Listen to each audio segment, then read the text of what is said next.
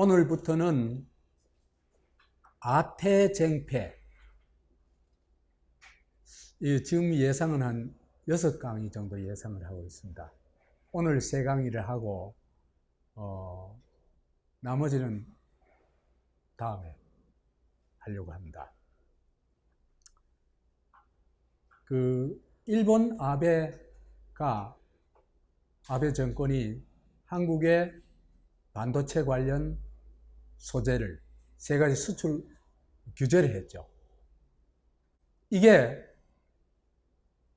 단순한 경제 문제 또는 한일 간의 문제가 아니고 지금 아시아 태평양의 패권을 누가 차지하느냐, 이 싸움의 하나다. 그렇기 때문에 굉장히 중대한 싸움이다, 이래 얘기를 할 수 있습니다.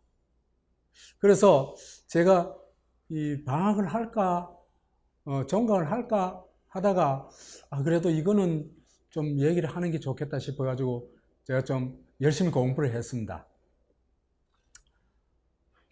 그래서 오늘은 첫 시간으로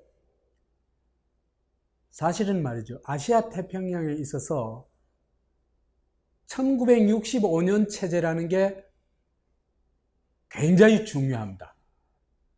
이게 뭐냐 하면 아시아 태평양의 지배자로서 이제 2차 대전 이후에 미국이 이제 세계의 패권 국가이긴 한데 아시아 태평양에서 확고한 패권을 유지할 수 있는 체제를 만들어냅니다. 그 1965년도에 만들어냈는데 그 체제가 뭐냐면 미일한 반공전선입니다.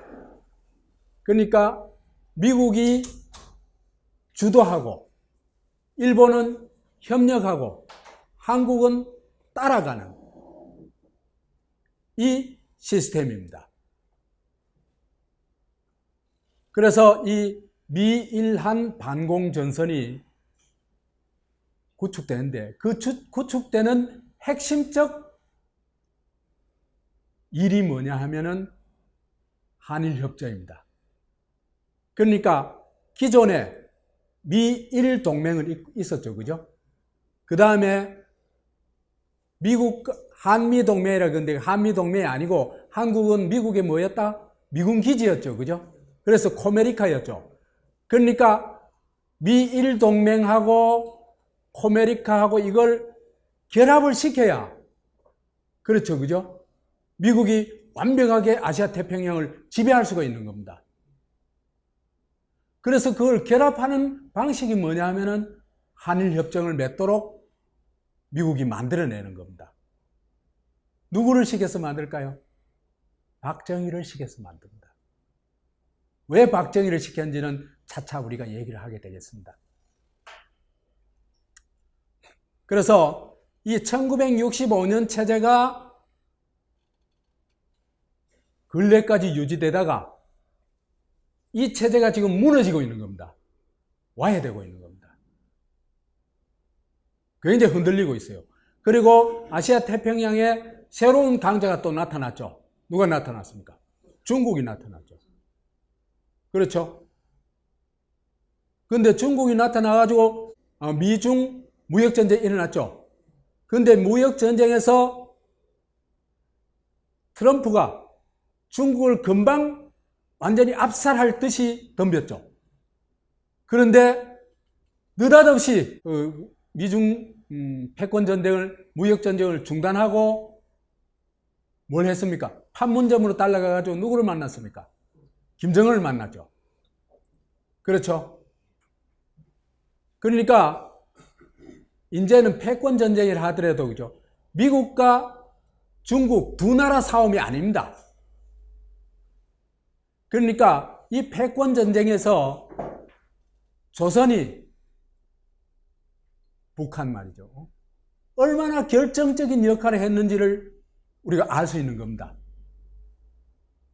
그리고 미국 마음대로 되지도 안 하고 중국 마음대로 되지도 않아요.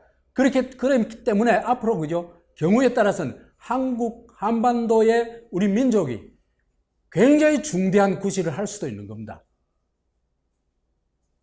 어리버리하면은 미국 꼬봉을 영원히 못 벗어나고, 잘하면은 이 미중 패권 싸움에서 결정적인 역할을 하면서 오히려 한국이 굉장히 어떤 주도적인 역할을 해낼 수가 있습니다. 그래서 이 시기에 대한 탐구는 굉장히 중요하다. 그걸 거시적으로 봐야 된다. 그냥 경제적 손실이 얼마나 나는데 뭐 미국 일본이 한테 일본의 이 수출을 규제하기 시작하면 한국 경제가 못 견딘다, 이런 차원에서 접근하면 안 됩니다. 아베가 7월 1일 날 수출 규제 조치를 내렸죠. 그죠? 발표를 했죠. 7월 4일부터 발동을 했고, 이 7일 조치는요, 단순한 한일 간의 문제, 경제 문제만이 아니다. 사실은 아베 뒤에는 미국이 있어가지고 미국이 조종하고 있다. 우리 차차차차 설명을 하게 될 겁니다. 그래서 이 현실의 어떤 그런 거대한 움직임에서 우리가 자칫 한 발을 잘못 디디면은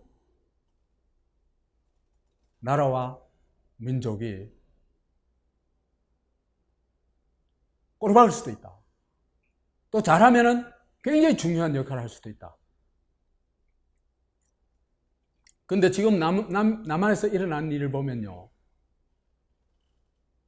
한쪽은 민주당은, 문재인 정권과 민주당은 자한당과 조중동을 뭐로 몰아붙여요? 토착 외교로 몰아붙이죠. 그 다음에 이 자한당과 조중동은 뭐로 몰아붙입니까? 빨갱이, 종북으로 몰아붙이죠.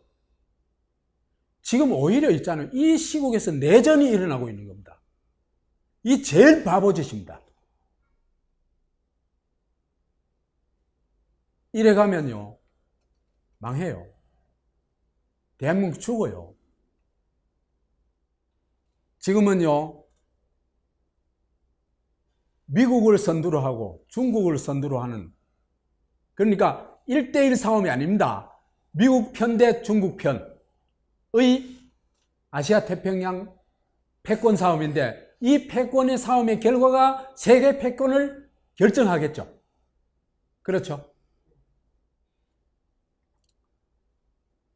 근데 여기에서 특별히 우리가 주목해야 될 것은, 조선이 국가 핵무력을 완성해가지고 미국을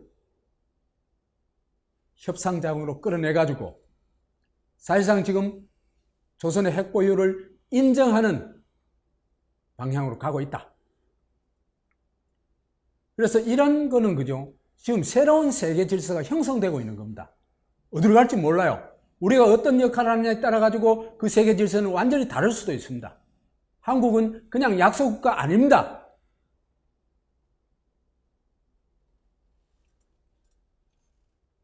그래서 우리가 정말 이 시기에 올바른 길을 찾기 위해서는 실사구실을 해야 되는데, 단순한 실사구실을 하면 안 됩니다.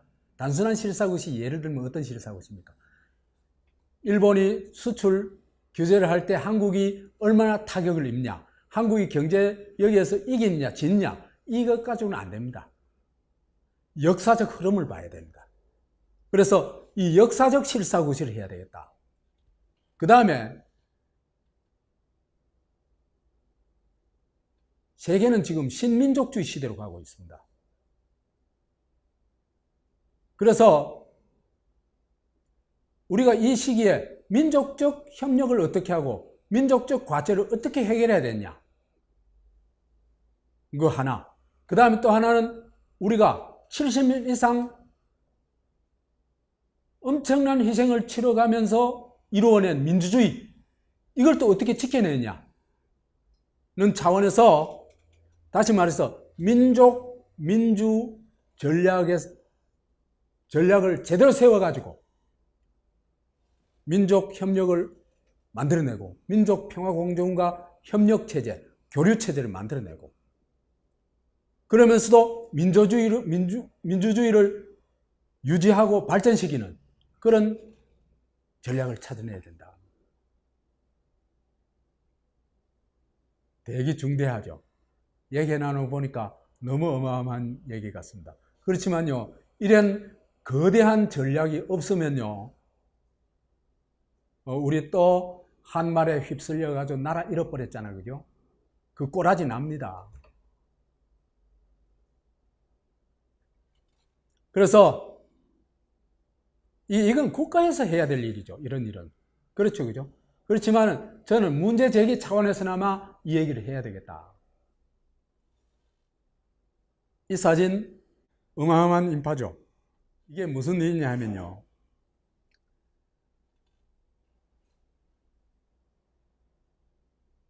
조선만 평양 시민을 그렇게 강제 동원했던 게 아닙니다.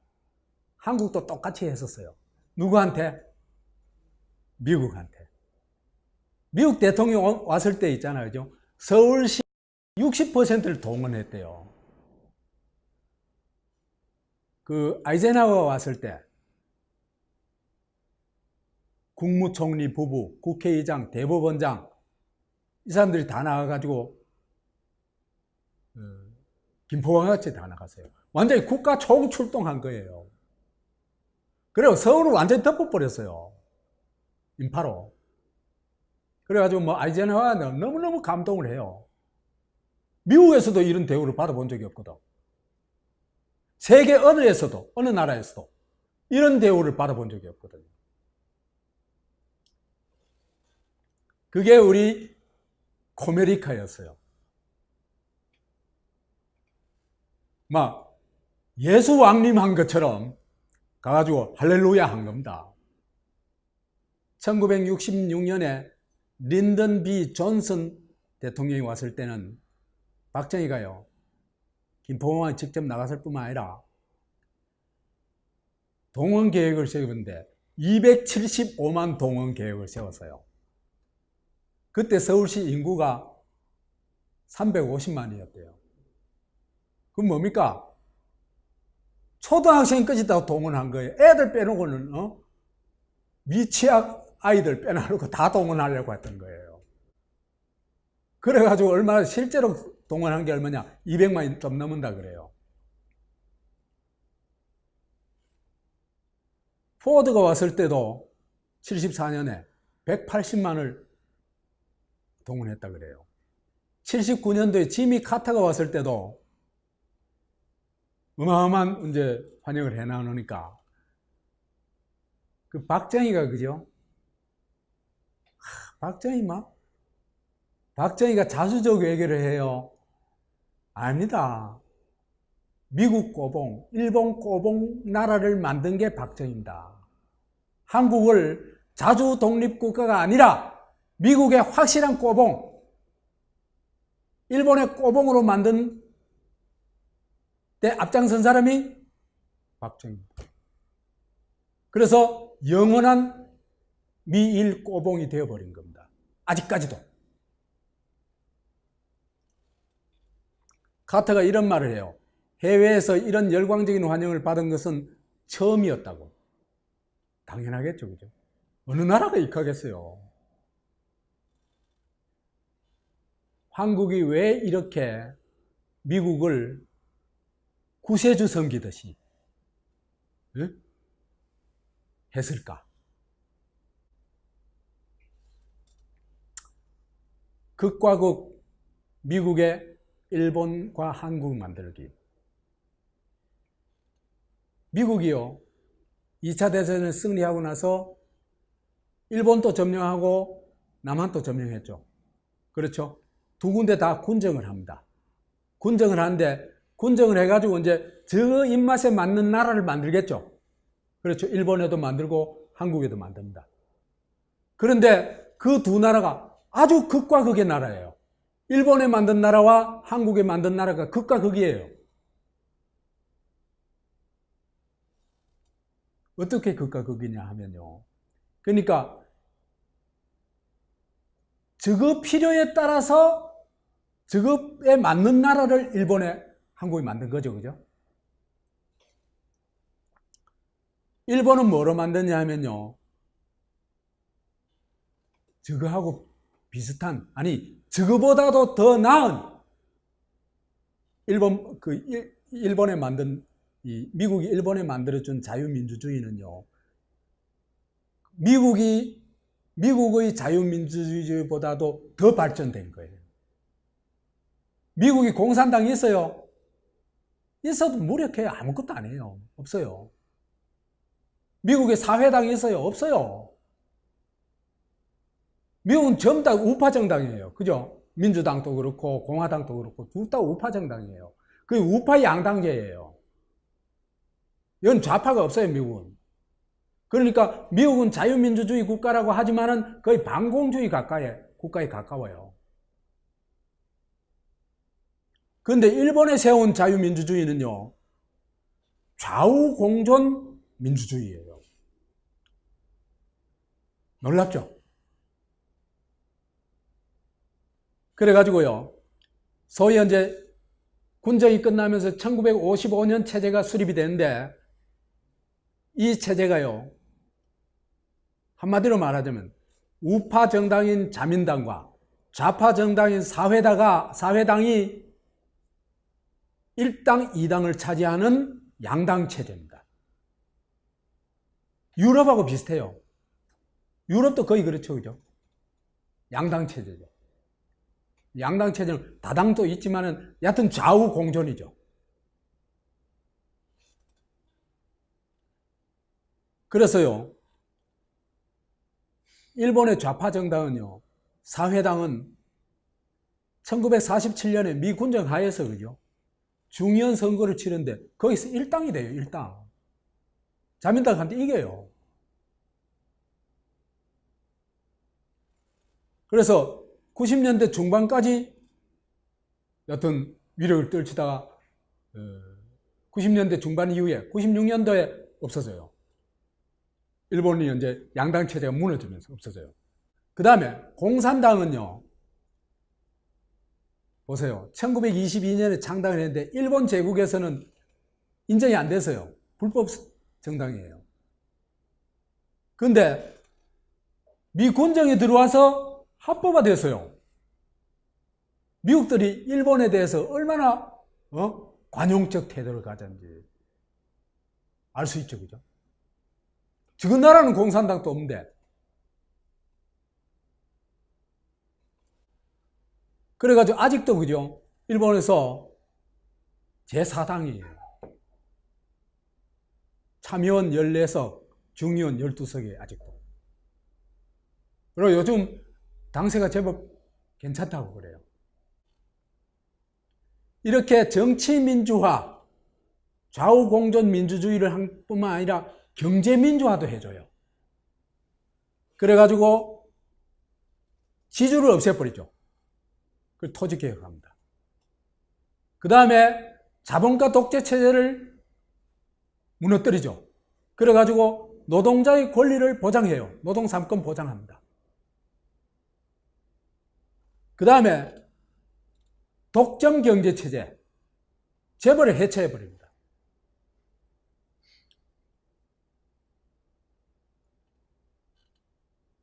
이렇게 해서 일본의 혁명적 민주화가 일어납니다.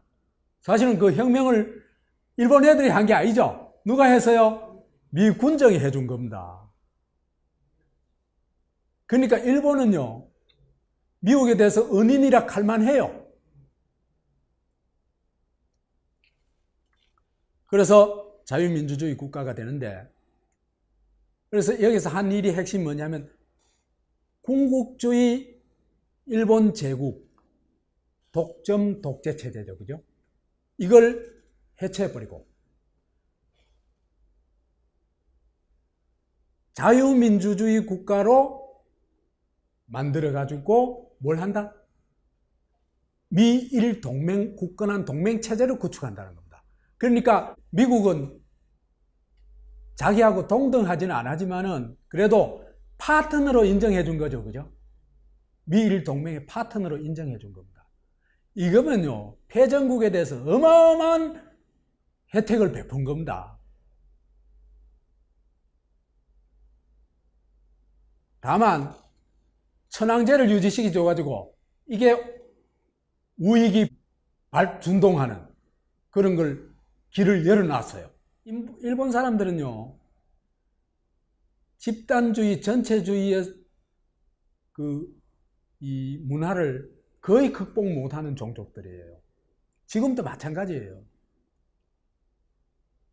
그러니까 이 사람들은요, 자기들을 전쟁에 내몰아 가지고 죽도록 만들고 가족을 파괴하고 한 전범의 핵심이 누굽니까? 천황 아닙니까? 그죠? 그런데 패전했다고 천황을 위해 가지고 천황 불쌍해 죽겠다고 머리를 땅에다 짓박는 그런 종족들이에요. 그러니까 여기는 일본 전체주의, 일본인들이 전체주의에서 빠져나오는 게 굉장히 중요해요. 아직도 못 빠져나오고 있어요. 그러니까 미국이 자유민주주의 체제를 해줘봐야 아직 못 빠져나오고 지금 바로 도로 또 그 우익으로 가잖아요. 그죠? 군국주의로 가잖아요. 미국은 이렇게 일본에 대해서는 엄청난 대우와 또 동맹을 인정하기까지 했는데 한국에 대해서는 어떻게 하냐면 완전 반대입니다. 한국에서는 좌파만 박살낸 게 아니에요. 좌파는 박살내버리니까 다 죽여버리죠. 살아남은 사람은 어디로 갑니까? 북으로 가죠. 그죠? 다 죽여버려요. 아예. 좌파만 다 죽인 게 아니고 민족주의적 성격을 가진 세력까지 다 죽여버립니다. 완전히 청소를 해버립니다. 미국 애들이. 보세요. 일본의 대항가하고 정반대죠. 그렇죠? 이래도 미국이 우리를 구원해줬다는 인간들은 어떤 인간들인지 모르겠어요.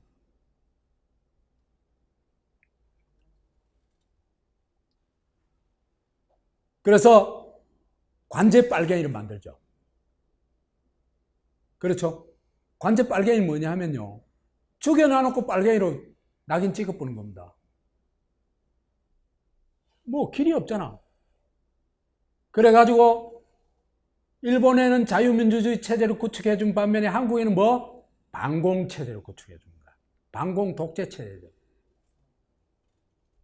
그 다음에 일본에서는 재벌을 해체했죠. 근데 여기는 일본의 적산이 있잖아요. 그죠? 남긴 재산들.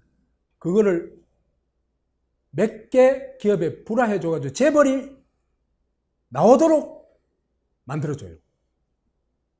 그러니까 재벌을 만들어준 시발점은 미군정입니다. 보세요. 이것도 일본에서 한 거하고 한국에서 한 거하고 정반대죠.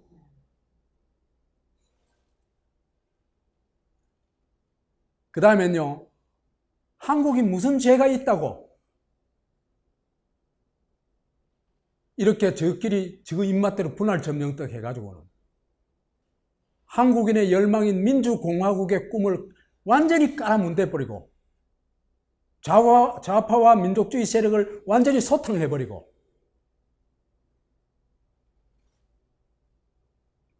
일본 식민지를 뭐로 바꿔요? 미국 식민지로 바꾼 겁니다. 그 나라가 뭐다? 우리가 말하는 코메리카입니다. 그죠? 이때까지는 아직 코메리카는 아니에요. 간판은 대한민국을 달아놓고 속은 대한민국은 뭡니까? 민주공화국이죠. 이 민주공화국이라는 걸 우리가 발견한 게 2008년입니다.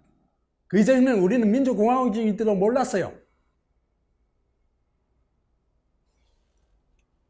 속은 코메리카, 반공 독재 체제였다. 이래가지고 요새 자한당 놈들이요, 자유민주주의 익혀서 하는 거 보면은 정말 우라통이 치밀어요. 너가 언제 자유민주주의를 했는데. 그거는 문재인 정권도 마찬가지예요. 문재인 정권도 지금 자유민주주의 안 해요.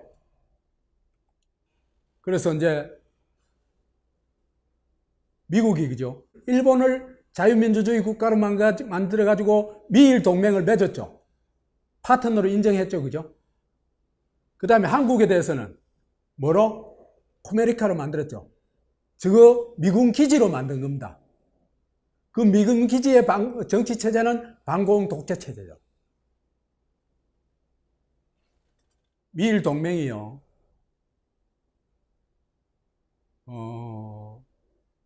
이게 1952년도에 미일 안보 조약, 그 다음에 1960년도에 미일 신미일 안보 조약, 그 다음에 금년부터는요,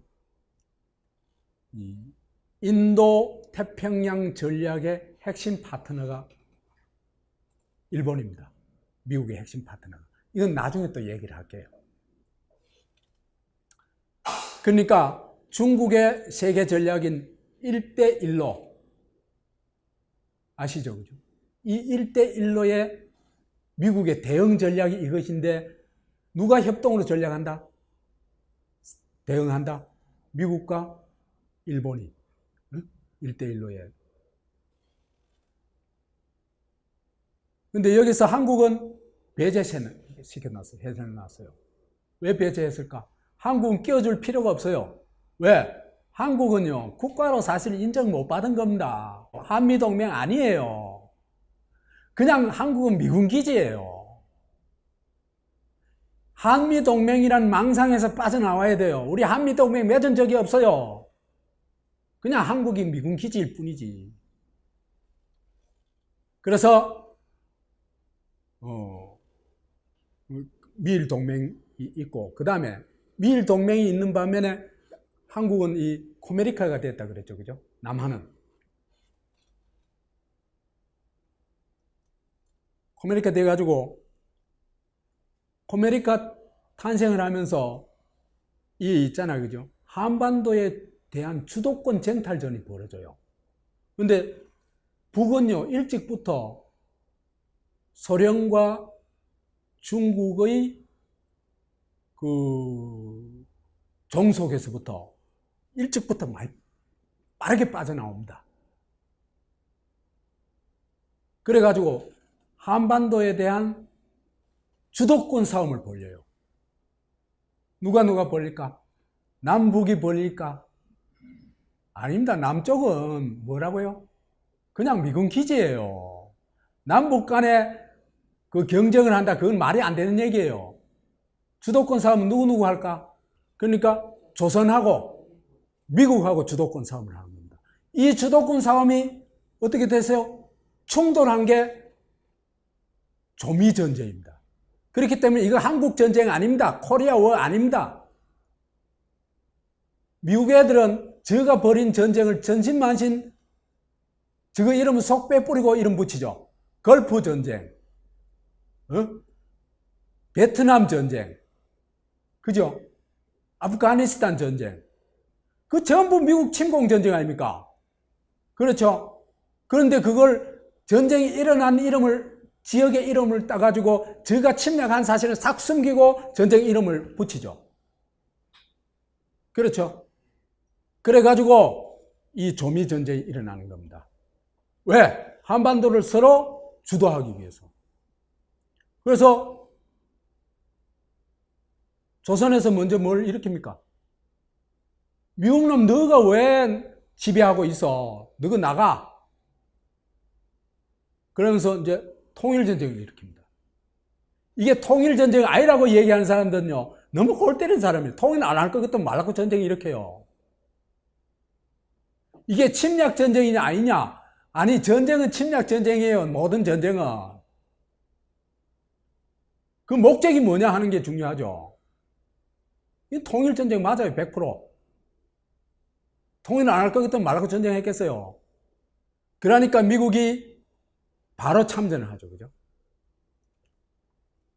그래서 조미 전쟁이 결국은 이제 중국도 개입하고 하니까 이 무승부가 되죠. 그래서 이제 정전이 된 겁니다. 이 정전 체제를요, 누가 끝까지 유지하려고 했을까? 미국이. 왜? 왜 끝까지 유지해야 돼요? 미국이요, 정전 체제를 유지하면은 늘 북한을 압살하는 전략이 가능합니다. 그 다음에 남에 대해서도 계속 지배를 할 수가 있죠. 그렇죠. 북의 남침 야욕을 분쇄하고 하기 위해서.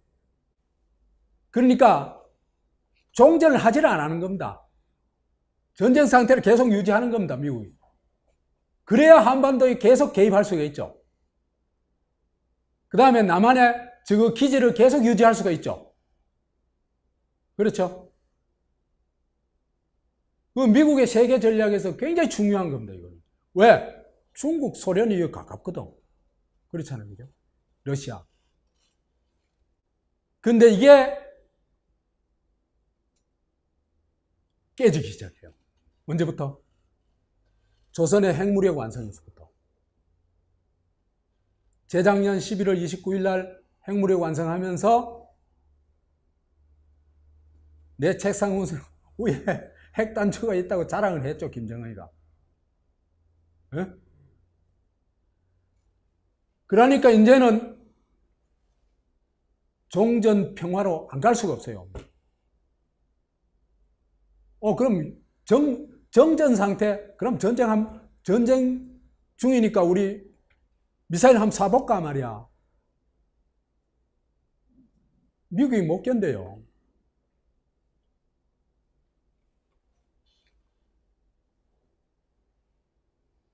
여하튼 그건 뭐 요즘 얘기고. 그 다음에 한국전쟁 직후에 한미 상호 방위 조약을 맺어가지고 한국을 미국의 영원한 뭐로? 미군 기지로 만들어버리죠. 언제든 지금 마음대로 할 수 있는 기지로. 한국은요, 거기에 대해서 어떤 개입도 할 수가 없습니다. 이건 완전 신체 포기가 없습니다. 한국의 진보라는 인간들요, 이거 한마디도 안 하는 인간들, 정말, 너가 무슨 진보야 말이야. 너가 무슨 민족주의야 말이야. 한미 상호 방위 조약이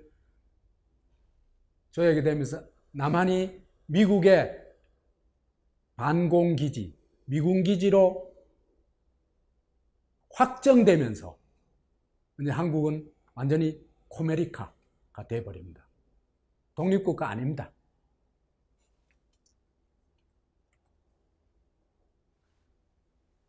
그런데 일이 터져버렸어요. 4월 혁명이 일어나버린 겁니다. 이건 미국으로서는요, 어마어마한 위기예요. 4월 혁명이 일어나면.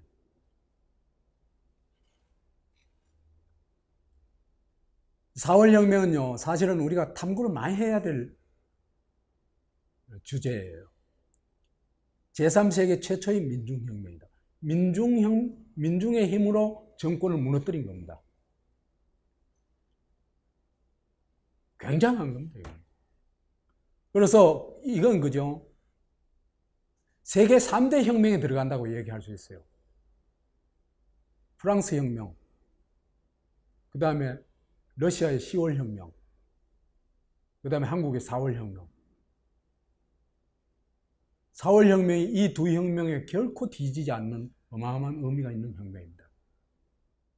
그래서 이 혁명 정권은요, 미 군정이 실시된 이후로 어마어마한 학살을 했죠.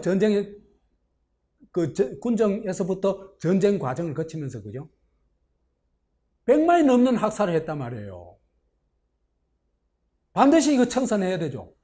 그러면 미국과 미국 앞잡이 정권이 견딜 수 있겠어요, 없겠어요? 혁명을 하자면 이거 청산 안 하고 혁명이 되겠어요? 그러면은 미국이 못 견뎌요.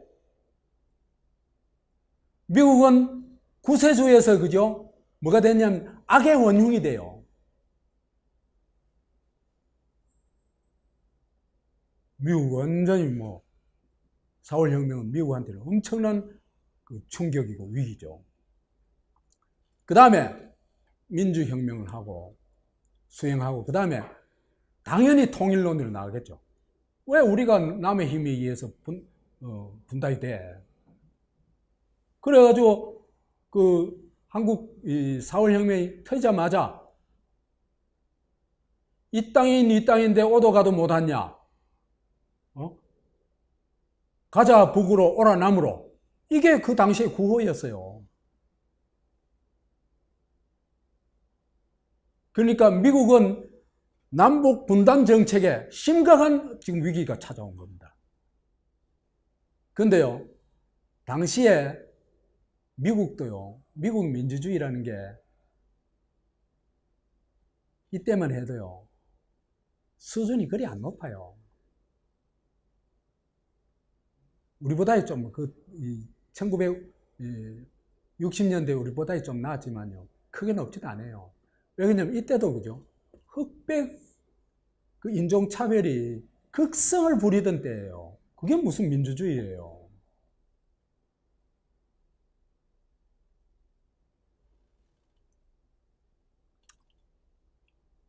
근데 한국이 민주혁명에 성공하게, 아까 얘기했던 그런 민주혁명을 수행하게 되면 어떻게 될까? 언제는 더 이상 한국은 미국의 방공기지, 코메리카로 있을 수가 안 있으려고 하겠지. 그렇겠죠. 당연히. 그러면 미국의 한국 지배는 끝나는 겁니다. 쫓겨나가야 되는 거예요. 그래서 미국은 한국의 민주혁명을 결사적으로 저지하게 됩니다.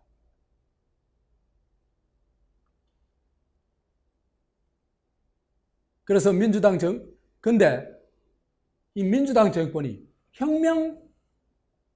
민주혁명을 수행해야 되잖아요. 그죠? 근데 예를 들면요.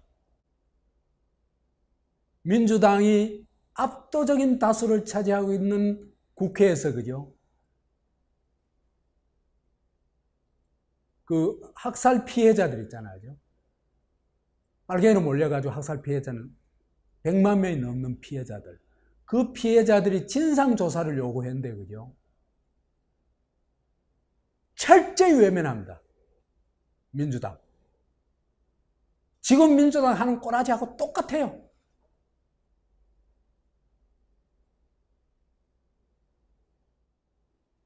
그래가지고 과거 청산도 안 하고, 그 다음에 민주혁명을 하려고 할 것 같으면 반공체제를 민주체제로 바꿔야 될 거 아니에요. 그죠?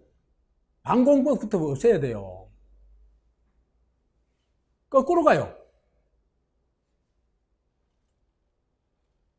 그 다음에 통일은 탄압해요. 통일운동 탄압해요.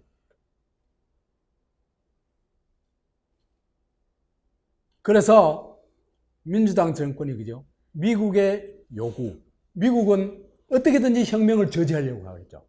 그렇겠죠. 그죠? 그 다음에 주권자들은 어떻게든지 민주주의를 실현하려고 하겠죠. 이 충돌하겠죠. 이 충돌 사이에서 양다리만 걸치고, 양다리는 결국은 누구 따라가요? 힘 있는 쪽 따라가죠. 미국 따라가는 겁니다. 그러면 미국이 만족하느냐? 미국을 또 만족시키지도 못해요. 왜? 폭력으로 한국의 주권자들을 제압해줘야 되죠. 미국 입장에서는. 그렇죠. 그죠? 그것도 못해요. 그러다 보니까 무능에다가 지금 문재인 정부하고 똑같아. 무대책. 그러다 보니까 눈치만 살살 보고 눈가리만 살살 굴리고 양다리 걸치고, 그럼 뭐 되겠어요? 아무것도 안 되죠. 그죠? 거의 혼란이 오고. 그러니까 쿠데타가 일어난 겁니다. 혁명을 말아넘은 게 누구다? 장명과 민주당 정권이다. 그래서요, 요즘 문재인을 보면요, 선조, 임진왜란 때 선조, 그 다음에 한말의 고종, 그 다음에 4월혁명 이후에 장면이 딱 떠올라요. 미국이 이제 식겁을 했죠. 그렇죠, 그죠? 식겁을 하고 이제 나중에 이제 박정희 얘기를 하겠습니다만,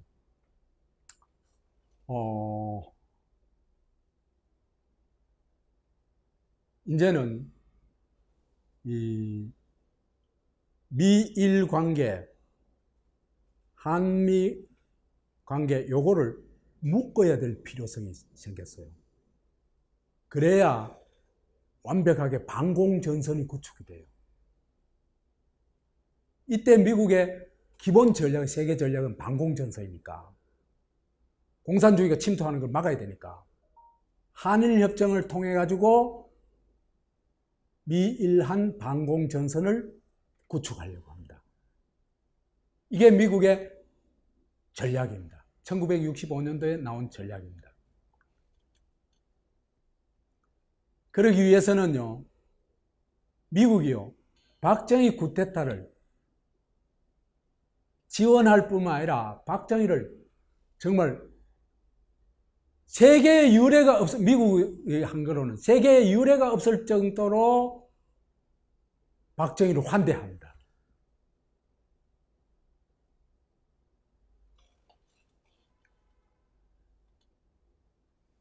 미국에 있는 그 개인 있는 이제 탐사 기자인데 안치홍이라는 사람이 있어요. 이 사람이 Secret of Korea라는 이제 기사에서 나온 건데 49년 전 오늘, 그러니까 1965년입니다. 1965년 5월 16일 날 박정희 대통령, 린던 존슨 미 대통령 전용기로 미국을 방문해가지고 카퍼레이드까지 했다. 이 기사입니다. 미국 애들이요, 딴 사람들 막 구워 삶아가기 위해 할 때는 막 필요하다 싶을 때는 대통령이요, 대가리까지 숙여요.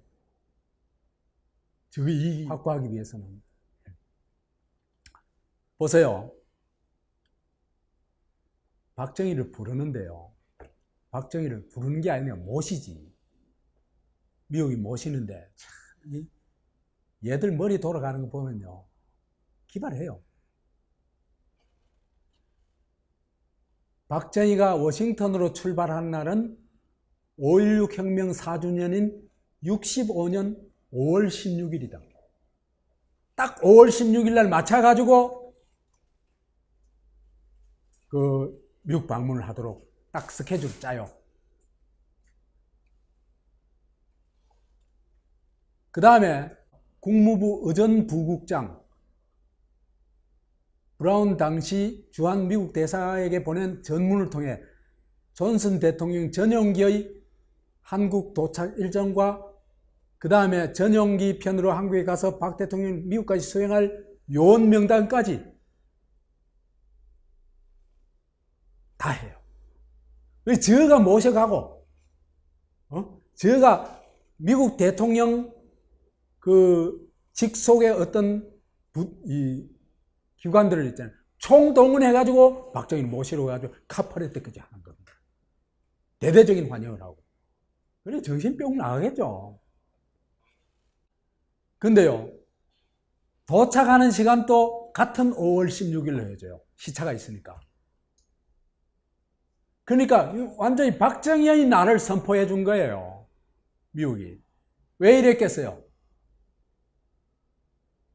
박정희를 이용해 먹기 위해서 이런 겁니다.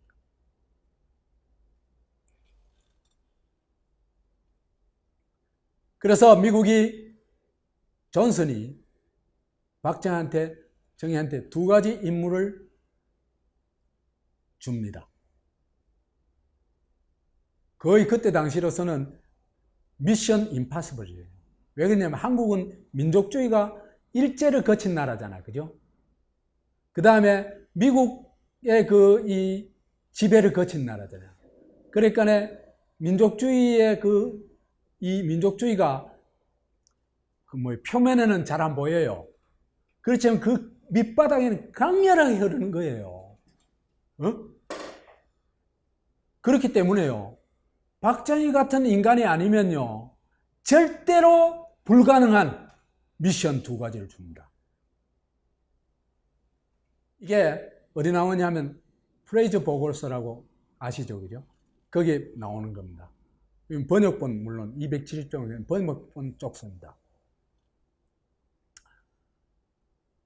존슨이 두 가지 미션을 주는데 하나는 뭐냐면 베트남정 전투병 파병을 해라. 그 이전부터 이제 비전투병은 파병을 했어요. 전투병을 보내라. 그래가지고 전쟁에서 좀 우리 대신 너가 해라.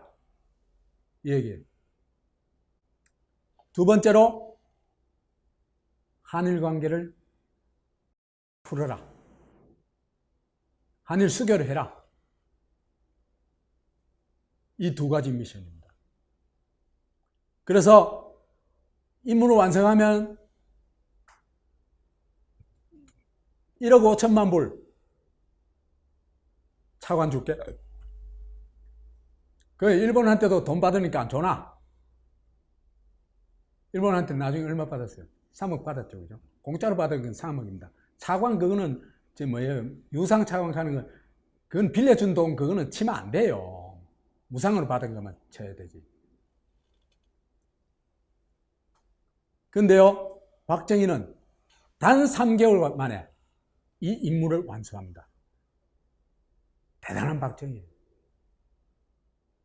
5월 중순에 두 가지 임무를 받아가지고 와가지고는 불과 한 달 만에 한일협정 비준을 합니다. 한 달 만에. 그 다음에 한일협정 비준 반대하는 의원들은 결사 반대한다면 의원직 총사퇴를 해요. 이때는요, 야당이요, 진짜 야당다웠어요. 그래도. 그 다음에 베트남 전투병 파병 동의안 또 8월 13일 날 처리하고 국회에서 한일협정 비준 동의안 또 여당 단독으로, 야당은 전부 의원직 사퇴했으니까 단독으로 14일 날 통과시킵니다. 그래가지고 그 임무가 부과된 지 석 달이 안 돼가지고 임무를 완수합니다.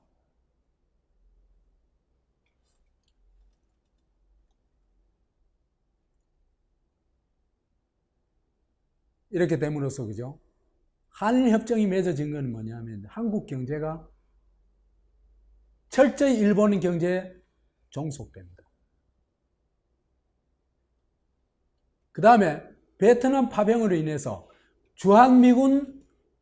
한국이 미군 기지였다는 얘기 했죠?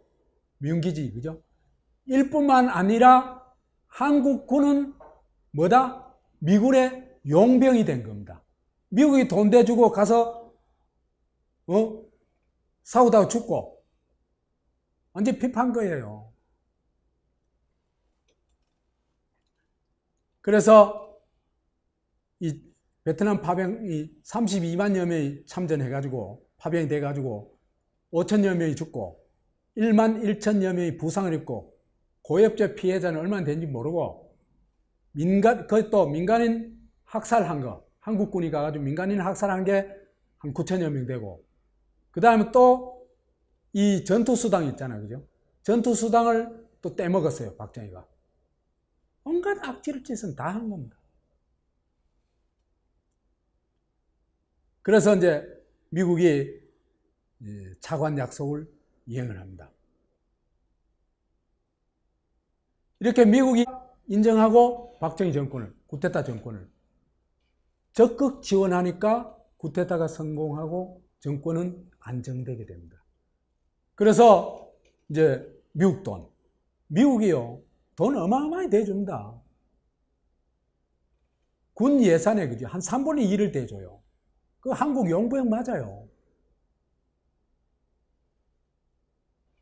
그 다음에 일본 돈, 그 다음에 베트남 경기, 특수 경기, 이거 해가지고 고도성 경제 성장을 이룬 겁니다.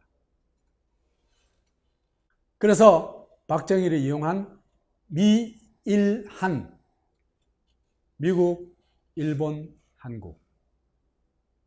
이건 사실은 미일은 동맹이고 한국은 동맹이 아니라 뭐다고? 꼬봉이고 또 저겁니다. 기지입니다. 그냥 미군 기지입니다. 이 아태 방공 전선이 구축되게 됩니다. 이 전선이 언제까지 대체로 유지됐다? 최근까지 유지됩니다. 한국 정권이 그죠? 이 꼬봉에서 빠져나올 생각을 김대중 또 김영삼 또 민주화운동의 노무현 또 빠져나올 생각을 전혀 안 한 겁니다. 그래서 아직도 미일 꼬봉에서 못 벗어났다. 그래 얘기를 할 수 있습니다.